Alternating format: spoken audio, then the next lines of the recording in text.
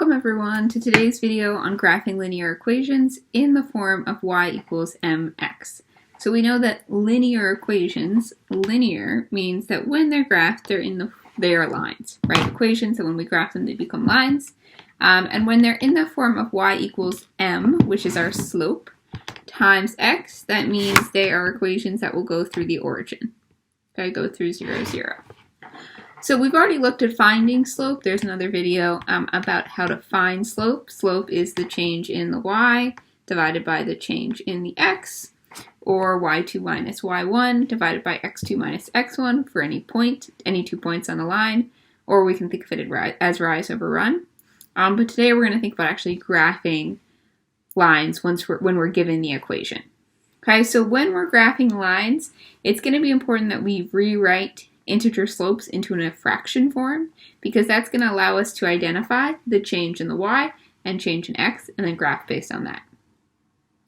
It'll be important to remember that when we're describing slopes, when we're going left and down, we write those as negative numbers. So if we're going like left 2, that's going to be -2, or down 4, that's going to be -4. And if we're going right and up, those are going to be positive numbers that we use to represent that movement. Okay, so let's look at 2 examples. For example number 1, we want to graph the line y equals 2 times x. So we know that the general form of an equation, of a linear equation that goes through the origin, is y equals m times x, where m is our slope. This is very related to when we talked about proportional relationships and when we had kx, where k was our constant of proportionality. For proportional relationships, the slope and the constant of proportionality is the same thing. So for this problem, we have y equals 2 times x. So what is my slope? My slope is 2. M equals 2. Okay, so in order to graph this, what we need to do is we need to interpret that slope not as 2, but as a fraction, so then we can find the change in y divided by the change in x. So we can always rewrite an integer as that integer divided by 1, or over 1, because any number divided by 1 is equal to itself. Okay, so 2 is equal to 2 divided by 1, or 2 over 1. Once we have it written that way as a fraction, we need to remember that slope is equal to the change in y divided by the change in x. So when we actually go to graph it, this 2 in the y direction, that's going to mean we go 2 up, because y is talking about going up, down, and this is a positive 2, so we're going 2 up. And then the change in the x, this 1, is going to mean we go 1 right. Okay, so for every 1 unit right we move, we go 2 units up. 2 over 1, which is just 2. Okay, so that's how we're going to move on our graph. The one thing we have to know before that, though, is that this line goes through the origin. Okay, we can check that mathematically because we know that if x equals 0, if I substitute in 0 for x, I would get 2 times 0. 2 times 0 is 0. So in this line, the point 0, 0 has to be on it. Okay, so that's going to be the point 0, 0. I'm always going to graph that point first, start there. And then I'm going to follow these directions that the slope tell me. I go 2 up, 1, 2 up, and then 1 unit to the right. Okay, and now there's my new point. All right, let's do it a few more times just for good measure. From that point, I'm going to go 2 units up, 1 unit to the right. Here's another point along the line. One more time, 2 units up, 1 unit right. Here's another point along that line. I'm going to connect these. And this is now the line y equals 2 times x. Okay, so I've graphed the line y equals 2x. One thing I want to note is that instead of going 2 up and 1 right, I could have also gone 2 down and 1 to the left. Okay, that will work as well, and we can see how that continues on this. This is true because in those situations, we're going down 2. Okay, so that's going to be down 2, that would be my change in y. And then we're going left 1. That's again going to be a -1. A change in y is going negative.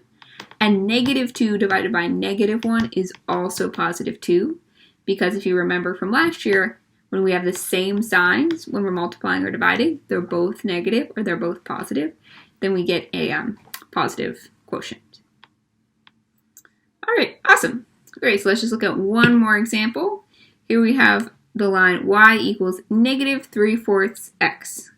Okay, I think off the bat this time, I'm going to plot my point at the origin because I know this is in the form of y equals m times x. Any equation in the form y equals m times x goes through the origin.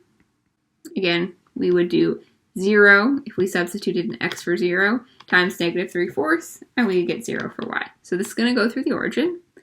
And then we just need to identify the slope. So in this problem, y equals negative 3/4 times x.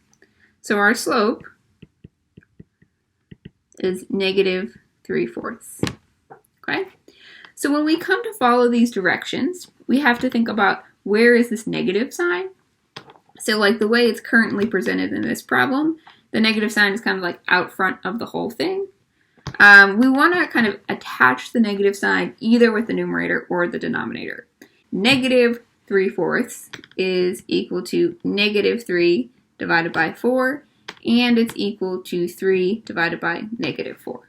Okay, all of those are equivalent ratios, equivalent fractions. So I'll pick the middle one. Okay, we're going to say that's my slope, negative 3/4.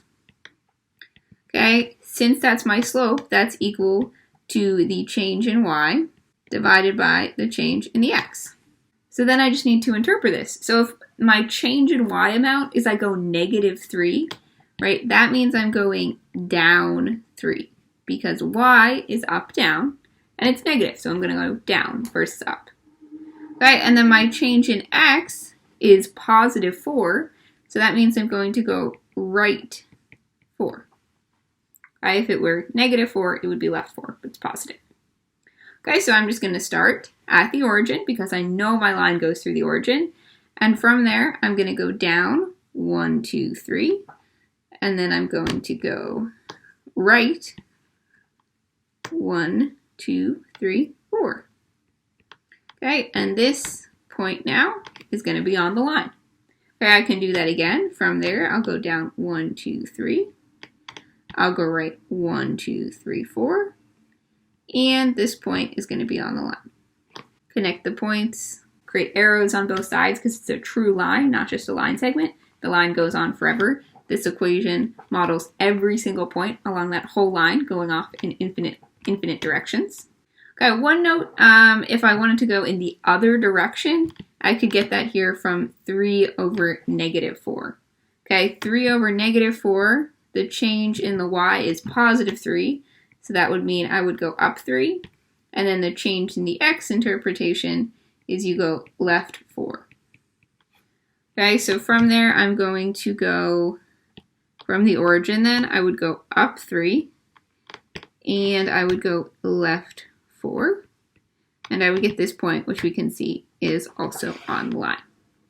So you'll be able to represent it both ways. You just have to make sure you have equivalent ratios or equivalent fractions. Okay, it's a little bit easier when it's presented in fraction form because we already have a clear numerator, which is our change in y, and a clear denominator, our change in x. But if they give it to you as an integer, you're just going to need to really just write it over 1 because any integer divided by itself is 1. All right, that's all it is. Great job, everyone.